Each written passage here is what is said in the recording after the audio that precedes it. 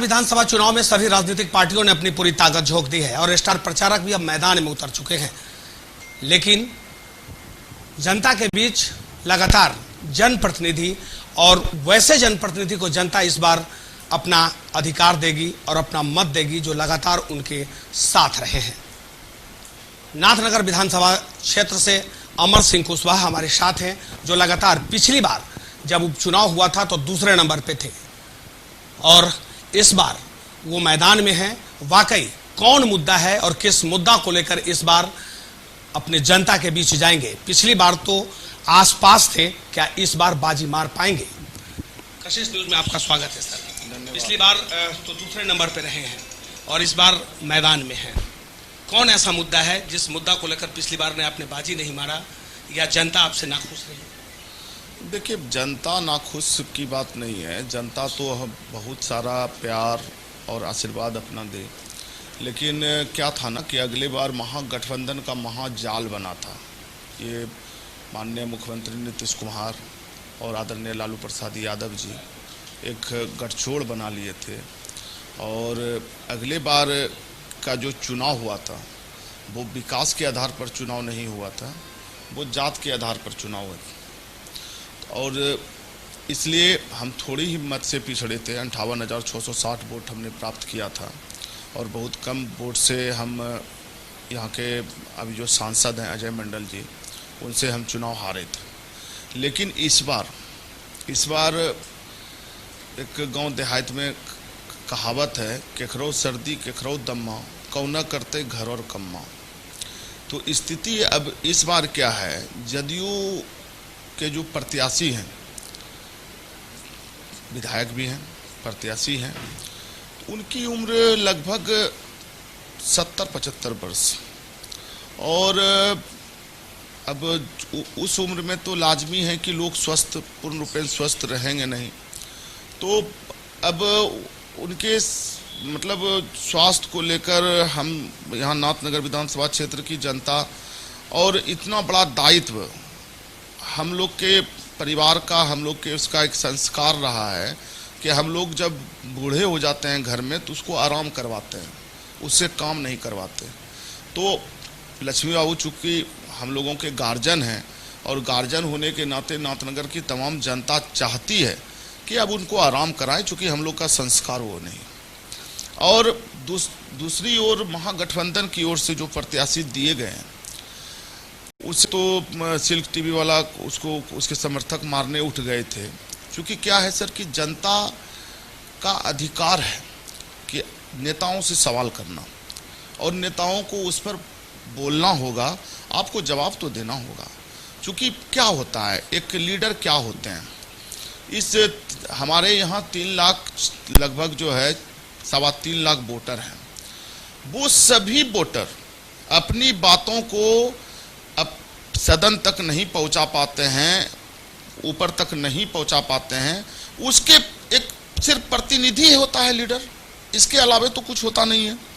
तो वो प्रतिनिधि जो अपना प्रतिनिधि जनता चुनती है कि आप हमारी बातों को वहां तक पहुंचा सकें और हमारा जो विकास, हम लोग एक लोग को चुन लेते हैं आपके द्वारा सारे विकास का कार्य किया जाए, उसके लिए होता है। लेकिन अगर जनता उस पर हमसे सवाल करती है और हम जनता को कहते हैं, हम जनता के साथ अभद्र व्यवहार करते हैं या पत्रकारों के साथ अभद्र व्यवहार करते हैं, तो ये मानवता नहीं है। ये सवाल है कि इस बार का मुख्य मुद्दा क्या होगा आपका? देखिए, नाथनगर विधानसभा क्षेत्र काफी पिछड़ा हुआ है। आधा नाथनगर विधानसभा क्षेत्र हमारा शहर है और आधा यूं कहें तो वो गांव नहीं कहिए, उसको देहात कहिए। आप शंकरपुर दियारा से उठाइए और यह दोगच्छी तक चलिए, काफी नरकीय स्थिति है और बाढ़ और सुखाड़ टोटल चीज वहाँ के लोगों को झेलना पड़ता है। और वहाँ चूंकि क्या है, रोड का आज तक कनेक्शन उस जगह पहुँच नहीं पाया है। और एक यहाँ पर क्या है कि आप उधर बुढ़ानाथ मंदिर के उधर चलेंगे सर ना, तो गंगा काछा है। गंगा काछा में ये साइड भागलपुर शहर है और जस्ट अपोजिट साइड नाथनगर विधानसभा क्षेत्र है। और इधर जो शहर की जमीन है वो 30 लाख 40 लाख रुपए कट्ठे की है। और जस्ट मेरे आप विधानसभा क्षेत्र में चलेंगे तो वहां आपको 30,000 40,000 50,000 रुपया कट्ठे जमीन मिल जाएगा। आप 200 मीटर की दूरी में 500 मीटर की दूरी में ये अंदाजा कभी लगा सकते हैं कि इतना वेरिएशन होगा, ये रेट का वेरिएशन होगा? वो रेट का वेरिएशन नहीं है, जो वो कंफर्ट बताता है कि ये जो 40 लाख रुपए कट्ठे की जमीन पर जो कंफर्ट जोन में रह रहा है, ये कितना कंफर्ट रह रहा है, हम कितना अनकंफर्ट रह रहे हैं। हम जो है वहां की नरकीय स्थिति है। आप अभी भी चलिए, वहां डिबिया जला करके लोग पढ़ाई करता है, अभी वहां बिजली नहीं पहुंच पाई है, रोड से मार्ग जुट नहीं पाया है। तो यहां पर नाथनगर विधानसभा क्षेत्र का जो परिसीमन है, इस परिसीमन के अंदर किसी भी विधायक को हर एक जगह सिर्फ ये कि ये भाग कर रहे हैं, ये भाग छूट रहा है, हर एक चारों तरफ आपका ध्यान देना, चारों तरफ डेवलप हो, ये सबसे बड़ा मुद्दा है। क्योंकि हमारा आधा विधानसभा क्षेत्र वो हो रहा है। दूसरा मुद्दा, हमारे पास प्रमुख 5 मुद्दे हैं। दूसरा मुद्दा, हमारे यहाँ अगर भागलपुर सिल्क सिटी के नाम से प्रसिद्ध था, अभी तो भागलपुर के भी विधायक उसी तरह कि अपना धरोहर जो होता है उसको तो कम से कम हम लोगों को याद रखना चाहिए। जैसे कहता है पुश्तैनी चीज, तो हम लोग का पुश्तैनी चीज, भागलपुर की पुश्तैनी चीज वही थी जो हम लोग सिल्क सिटी के नाम से जाने जाते थे, दूर दूर तक, देश में नहीं विदेश में भी। तो उसकी रीढ़ नाथनगर विधानसभा क्षेत्र है। हमारे नाथनगर विधानसभा क्षेत्र में सबसे ज्यादा बुनकरों की संख्या है, और वो बुनकर को आज तक कैसे कच्चा माल उपलब्ध हो, उसके लिए क्या मार्केट की व्यवस्था हो, अभी उसकी बिजली की व्यवस्था के लिए जहां पर उसका एरिया है, कभी कभी कटता है तो 5 घंटे 6 घंटे 7 घंटे 8 घंटे, और उसके बाद कभी तार गिर गया, एक छोटा सा, आप विश्वास नहीं करेंगे, बड़े बड़े वादे किए जाते हैं बिजली के नाम पर। बिजली के नाम पर ही कहते हैं कि 15 साल हमारा बल्ब जलाए हैं और जलाइए, लेकिन जो है बड़े बड़े वादे, लेकिन एक बार बारिश पड़ने के बाद मुफस्सिल की बिजली कम से कम, एक बार बारिश, अभी हल्का सा बारिश पड़ जाए यहाँ की बिजली चली जाएगी। लगता है कि हम तो कभी कहे थे, एसडीओ साहब से बात हुई थी कि हमको लगता है कि 1 लोटा अगर बच्चा जल भी पोल में डाल देगा तो आप लाइन काट लीजिएगा। तो स्थिति वो है, उसकी सही रूप से निगरानी होनी चाहिए। मुद्दा देखिए, और नाथनगर रेलवे फाटक, रेलवे फाटक में आज से नहीं, वो रेलवे फाटक नाथनगर का नहीं है, वो कोड़ है। इतना वहां पर जाम की स्थिति बनती है कि आप उसको सोच नहीं सकते हैं। घंटों घंटा 2 घंटा एक पुल के लिए। यहाँ पर भागलपुर में पुल, पता नहीं कि सरकार जो है भागलपुर को के मानचित्र से जो है रूबरू है कि नहीं है, कि कहाँ पर यहाँ क्या लगना है। यहाँ पर सर 2-3 पुल के कारण ये भागलपुर और नाथनगर एकदम नरकीय स्थिति में है। आप उस पार के बारे में भी आपको बताएं कि वो पुल की ही मात्र कमी है।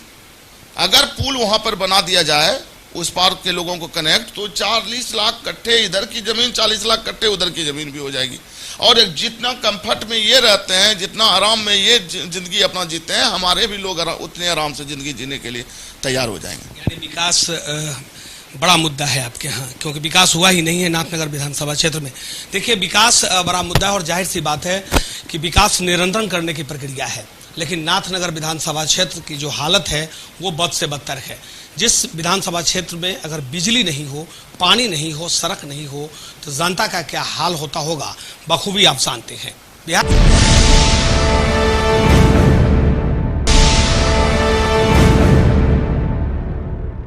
मौसम चुनावी है, लिहाजा पूर्णिया की फिजा में भी सियासी रंग घुल चुका है। लेकिन इन सब के बीच अभी हमारे साथ मौजूद हैं पूर्णिया की कांग्रेस प्रत्याशी इंदु सिन्हा जी। आइए उनसे बात करते हैं और जानने का प्रयास करते हैं कि अगर जनता उनके सर पर ताज पहनाती है तो क्या कुछ वो बदलना चाहेंगी पूर्णिया की तस्वीर। पूर्णिया बदला है 5 सालों में क्या? कहीं नहीं, 20 साल से नहीं बदला है। जब से यहाँ बीजेपी के विधायक बनना शुरू हुआ, जो पहले था आज भी वही है। आप भी देख रहे हैं शहर की जो स्थिति बनी हुई है, आप देख रहे हैं कि हर घर में सबके घर में पानी गया, शौचालय का पानी गया, लोग किस तरह से नर्क वाला स्थिति जिए हैं। हमारा सबसे पहला काम रहेगा कि पूर्णिया शहर का उसको स्वर्ग बनाना, चाहे उसमें हमको जो भी करना पड़ेगा वो हम करने के लिए तैयार हैं। और जो देख रहे हैं यहाँ का विधि व्यवस्था, सारा विधि व्यवस्था यहाँ का फेल है, क्योंकि आए दिन अपहरण हो रहा है, हत्या हो रहा है, दिन दहाड़े गोली मारा जाता है, महिलाएं सुरक्षित नहीं है। मेरा सबसे पहला काम रहेगा कि महिला को सुरक्षित करना, यहाँ का विधि व्यवस्था को देखना। दूसरी बात है कि हमारे पूर्णिया में जो है व्यापार मंडल में जो है मार्केटिंग यार्ड में आज भी वहाँ के लोग बहुत ही दयनीय स्थिति में जी रहे हैं। आज हमारे जो खाद्य व्यापारी हैं वो आवाज उठाते हैं तो उन पर केस किया जाता है। जो हमारे यहाँ लड़की का अपहरण होता है उस पर यहाँ के लोग आवाज उठाते हैं तो उन लोगों पर FIR होता है। ये तो अंग्रेज वाला बात हो गई है। लेकिन वो तो कहते हैं कि पूर्णिया का बहुत विकास हुआ है, आप कह रही हैं कुछ नहीं हुआ है। नहीं, कौन कहते हैं विकास हुआ है?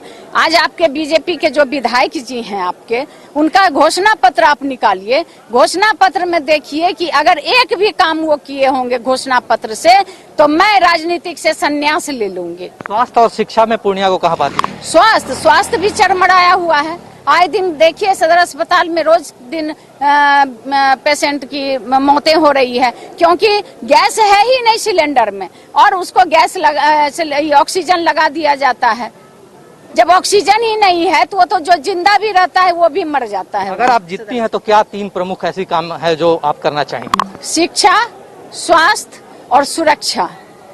मेरा सबसे पहला काम यही 3 काम रहेगा, जो पूर्णिया को कैसे हम, खास करके जो हमारे बेरोजगार नौजवान हैं, हम चाहेंगे कि कोई भी ऐसा उद्योग लगवा करके, इसके लिए हमको जहां से भी लड़ाई लड़नी होगी। अगर यहाँ की जनता मुझे जिता देती है तो विधानसभा खटखटाना होगा या लोकसभा सरकार को, केंद्र सरकार को खटखटाना होगा दरवाजे, वहां भी मैं जाऊंगी। मैं एक एक खून का कतरा इस पूर्णिया विधानसभा के लिए बहाऊंगी कि यहाँ के लोग कैसे स्वस्थ रहे, सुरक्षा रहे, सुरक्षित रहे। और यहाँ के लोग जिस तरह से भ्रष्टाचार बढ़ा हुआ है, सबसे पहले भ्रष्टाचार को भी मैं यहाँ से भगाऊंगी। अभी हमारे साथ इंदु सिन्हा जी थी, जिनका साफ तौर पे कहना है कि अगर जनता उन्हें मौका देती है तो पूर्णिया का चेहरा वो बदल देंगे। जन अधिकार पार्टी के नेता वकील दास जी जो PDA अलायंस के प्रत्याशी हैं, हम अभी खड़े हैं कोढ़ा विधानसभा में और ये कोढ़ा विधानसभा से फाइट कर रहे हैं। आइए सीधे उनसे रूबरू होते हैं और जानते हैं कि क्या प्रायोरिटी होगी। सर बताइए क्या प्रायोरिटी होगी अगर आपको जनता यहाँ मौका देती है तो? शुरू से तकरीबन 25 साल से हम कोढ़ा के काया पलट के लिए, कोढ़ा की जनता के मान और सम्मान के लिए हम लड़ते आए हैं। और दरअसल इस बार भी मैं जन अधिकार पार्टी से प्रत्याशी हूँ, तो केवल मेरा विधानसभा का चुनाव लड़के जीत के जाना ये मेरा मिशन नहीं है। मेरा मिशन है कि आज़ादी के बाद से कोढ़ा की जनता के साथ चाहे जितनी भी सरकारें बनी तो शायद यहाँ की जनता के साथ हमेशा सौतेलापन का व्यवहार किया गया। आप जानते होंगे कि ये कोढ़ा को अनुमंडल बनाने का मांग हम लोगों ने तकरीबन 20 साल से चला रखा है और हम चाहते हैं कि कोढ़ा को अनुमंडल का दर्जा मिले। और बहुत बड़ी यहाँ समस्या है जिसकी लड़ाई के लिए हम आए हैं। और एक प्रत्याशी तो मेरा एक साधारण सी लड़ाई है। हमारी मुख्य लड़ाई है कि कोढ़ा में सबसे पहले तो एक डिग्री कॉलेज नहीं है, कोढ़ा में कोई टेक्निकल एजुकेशन सेंटर नहीं है। कोढ़ा को अनुमंडल बनाने की बात हम उसकी लड़ाई लड़ रहे हैं। तो कई तरह की समस्या है। आप देखेंगे कि जब यहाँ पटना से, रांची से, दरभंगा से जब हमारा कोच यहाँ स्टैंड में लगती है तो एक बड़ी समस्या, तो जाम के अलावे भी सुबह जब पैसेंजर यहाँ उतरता है तो पुरुष तो खड़े खड़े पेशाब कर लेता है, लेकिन जब महिलाओं को शौच लगता है तो वो जंगल की तरफ जाती है। ये तो तकरीबन 20 साल से, क्या लगता है आपको? 10 साल तक हमारे स्वर्गीय महेश पासवान जी विधायक रहे, 5 साल तक सुनीता देवी जी रही, 5 साल ये पूनम पासवान जी रही, लेकिन एक पेशाब करने का भी जगह यहाँ नहीं बना सके। क्या लगता है कि जो जिनको प्रतिनिधित्व करने का मौका मिला कोढ़ा विधानसभा का, उन्होंने ठगा है? ठगा नहीं, कोढ़ा के जनता के दुख दर्द से उसको कहीं से दूर दूर तक कोई लेना देना नहीं रहा। केवल बाहर से आकर के चुनाव जीत के चला जाना, फिर वो अपना काम, अपना धन कमाई में लग गया कि कोढ़ा के क्या पलट का कोई। मेरा विजन रहेगा कि सबसे पहले अनुमंडल, दूसरा डिग्री कॉलेज, तीसरा टेक्निकल एजुकेशन सेंटर और एक सुलभ शौचालय हमारा गेराबाड़ी में और स्ट्रीट लाइट के साथ होना चाहिए। ये तमाम लड़ाई, ये जो कचरा आप गेराबाड़ी में देख रहे हैं, सबसे पहले तो हम गेराबाड़ी को माने साफ सुथरा करने के लिए हम अपना मुहिम चलाएं। ये थे हमारे साथ जन अधिकार पार्टी के वकील, जिनका स्पष्ट रूप से कहना है कि जितने भी प्रतिनिधि यहाँ रहे और जिन्हें यहाँ का प्रतिनिधित्व करने का मौका मिला, उन्होंने सिर्फ छला है। कोढ़ा को अनुमंडल बनाएंगे, डिग्री कॉलेज की स्थापना करेंगे, ये इनका मुख्य जो विजन है कोढ़ा के लिए, कोढ़ा विधानसभा के लिए इनका मुख्य विजन है। इस वक्त हमारे साथ बेलदौर से लोक जनशक्ति पार्टी के उम्मीदवार मिथिलेश निषाद हैं। मिथिलेश जी, ये बताइए, आप किसी को टक्कर दे रहे हैं या आपको कोई टक्कर दे रहा है? अभी तो यहाँ की स्थिति है, सारा जो भी प्रत्याशी हैं सबको टक्कर हमसे ही हो रहा है। हमको जो है सारे लोग टारगेट किए हुए हैं कि सारा लोग मेरे ऊपर ही हमला करते हैं। इससे हम समझ सकते हैं कि टक्कर हमसे ही है। आप टक्कर दे रहे हैं? निश्चित दे रहे हैं, निश्चित दे रहे हैं। जीत के लिए कितने आपसे निश्चित? जीत हमारी इस बार जो है निश्चित रूप से हम लोग आश्वस्त हैं कि जनता का जो अभी तक रुझान आ रहा है, जो समर्थन मिल रहा है, अपार जन समर्थन हमको मिल रहा है। लग रहा है कि इस बार बिहार में बहुत रिकॉर्ड मत से हम जीते। ये बताइए, मिथिलेश निषाद को बेलदौर की जनता क्यों, क्या चीज का आप मजबूरी मानते हैं? 2015 में हम चुनाव लड़े थे एनडीए गठबंधन से। उसका जो जनादेश जो आया था वह हमारे ऊपर जो है जनता के द्वारा जो है विश्वास नहीं करके हमारे जो वर्तमान विधायक हैं उनके ऊपर चला गया था। जिस दिन काउंटिंग से हम निकले हैं उस दिन से हम घर नहीं बैठे हैं। जनता के सवाल को लेकर, चाहे रोड हो, चाहे बिजली हो, कई दफा जो है NH 31 जाम किए हुए हैं। हम भूख हड़ताल पर भी बैठे हैं, कई सड़क जाम करके जो है हम जनता के सवाल को लेकर, चाहे BDO हो, चाहे CO हो, चाहे अनुमंडल हो, सारे जगह हम जनता के सवाल को लेकर गए हैं। इतना ही नहीं, जो यहाँ का सवाल नहीं है, केंद्र से भी सवाल है। चाहे रेलवे का सवाल, जो बेलदौर को लोग जो है दूसरे निगाह से देखता है, बेलदौर कैसे बिहार में, खगड़िया जिले में बेलदौर कैसे आगे बढ़े, इसके लिए हमने जो है केंद्र में जो हमारे पार्टी के सुप्रीमो थे, आज बेचारे नहीं रहे हम लोग के बीच, तो उनके पास भी बेलदौर की समस्या को लेकर हम अनवरत जाते रहे। रेलवे का सवाल हो, चाहे किसान की समस्या को लेकर है, सारा सवाल लेकर हम केंद्र में भी यहाँ के जनता के आवाज को हम वहां तक पहुंचाने का भी काम किया। वर्तमान विधायक जी का काम कैसा है? कोई काम नहीं है। उनको व्यक्तिगत स्वार्थ, उनको व्यक्तिगत लाभ मिलना चाहिए, उनका एक उद्देश्य है।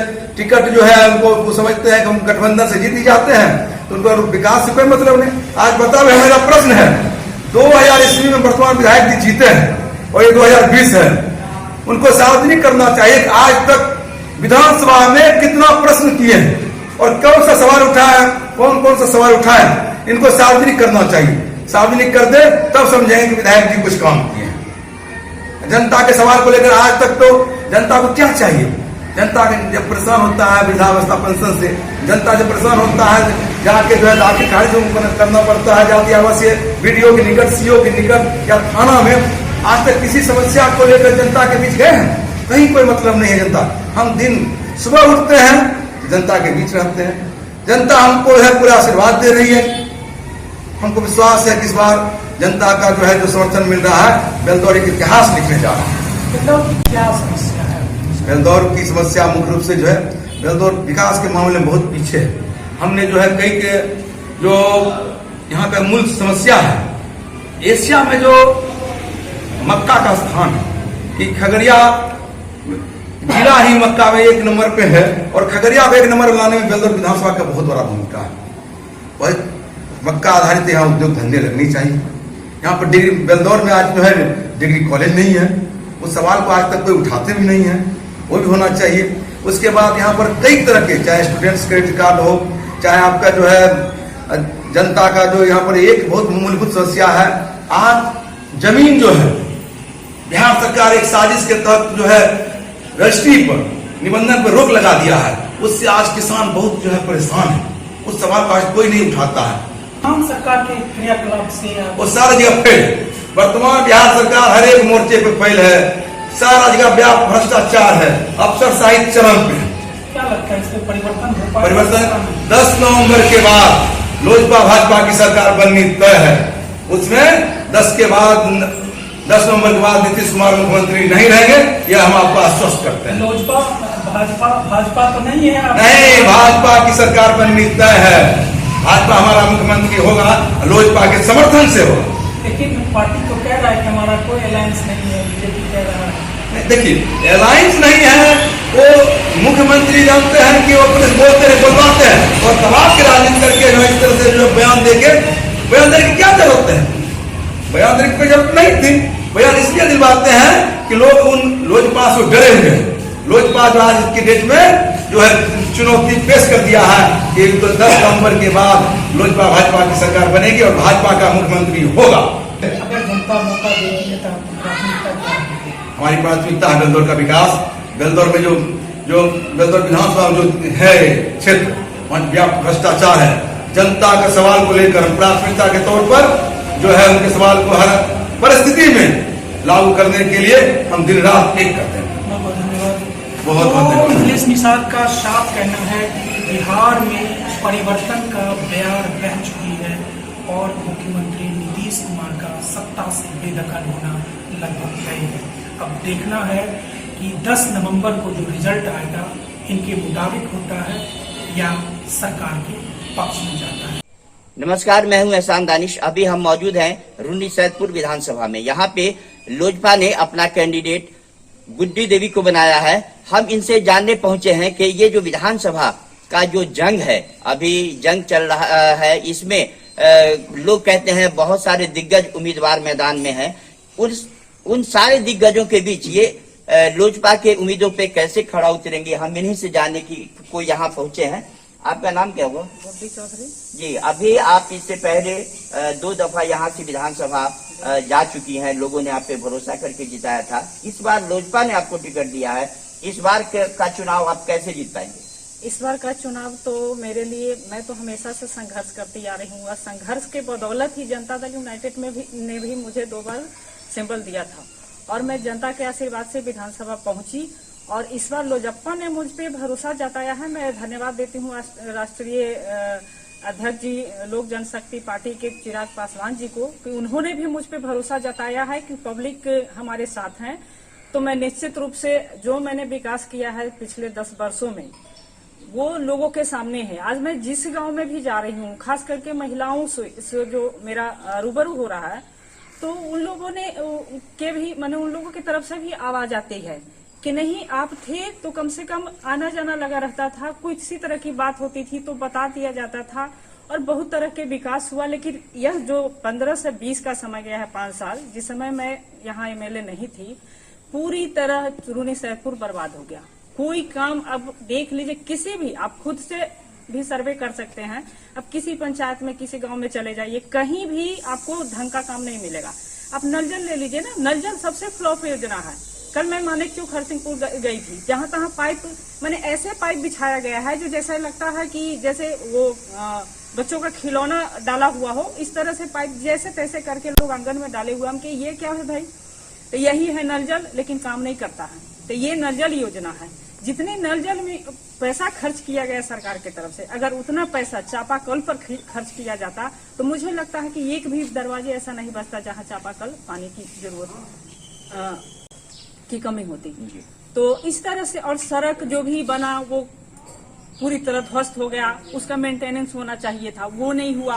और एक ही काम को आप बार बार गिनाए जा रहे हो कि काम हुआ, दिए जा रहे हो, लेकिन काम तो मान ली हम कोई भी सड़क बना देते हैं तो सड़क का रिपेयर भी तो जरूरी है ना, कि एक बार बना दिए उसी के भरोसे हम बार बार वोट ले रहे हैं, तो ऐसा नहीं होता है। लोग जागरूक है, लोगों को पता चल रहा है, लोग देख रहे हैं कि 5 से 10 और 10 से 2 बार हम विधायक रहे, उस टाइम तक काम हुआ, लेकिन उसके बाद अब कोई काम नहीं हुआ। अभी चूंकि आप महिला हैं, महिला कैंडिडेट हैं, यहाँ पे महिलाओं से के सुरक्षा से संबंधित आपकी क्या सोच है? देखिए, मैं चाहती हूँ कि यहाँ की महिलाएं पूरी तरह सुरक्षित रहे, और मैं एज ए विधायक थी तो मेरी रिस्पॉन्सिबिलिटी थी, और मैं हमेशा कोशिश करती थी कि यहाँ की महिलाओं को किस तरह आज आप देख लीजिए ना, पूरे बिहार की जगह इस कोरोना काल में भी भिन्न भिन्न तरह की घटनाएं आपको चारों दिशाएं से मिलती रहेंगी। जो लड़कियां सेफ नहीं है आजकल। आप कह रहे हैं सुशासन का राज है, तो सुशासन का राज है तो लड़कियों के साथ ऐसा क्यों किया जा रहा है? उसकी सुरक्षा की जवाबदेही कौन लेगा? ये सरकार की जवाबदेही है ना जी। तो आपका ये कहना है कि महिलाओं के सुरक्षा का पूरा आप ख्याल रखेंगे। आपका ये जो इलाका है रूनी सैदपुर विधानसभा, अक्सर हर साल यहाँ बाढ़ से क्षति होती है, हजारों एकड़ का फसल बर्बाद हो जाता है, उसके बारे में आपकी क्या सोच है? इस बार भी जो बारिशें हुई हैं यहाँ पानी पानी हो गया। मैं आपको बता दूं कि स्पेशली मैंने मुख्यमंत्री जी से कोरोना काल में मेरी मुलाकात नहीं, मैंने टाइम भी लिया कि उनसे मिल करके यहाँ जिले की समस्या में रखूंगी कि पूरे पानी से फसल नष्ट हो गया। ओलावृष्टि भी मेरे क्षेत्र में तरियानी साइड में हुआ था, उन लोगों को भी कुछ नहीं मिला। तो यहाँ भी सरकार का ध्यान आना चाहिए, लेकिन संजोग सरकार मैंने इस पे रिस्पॉन्स नहीं लिए। फसल क्षति जो हुई उसका मुआवजा लोगों को मिला? नहीं मिला।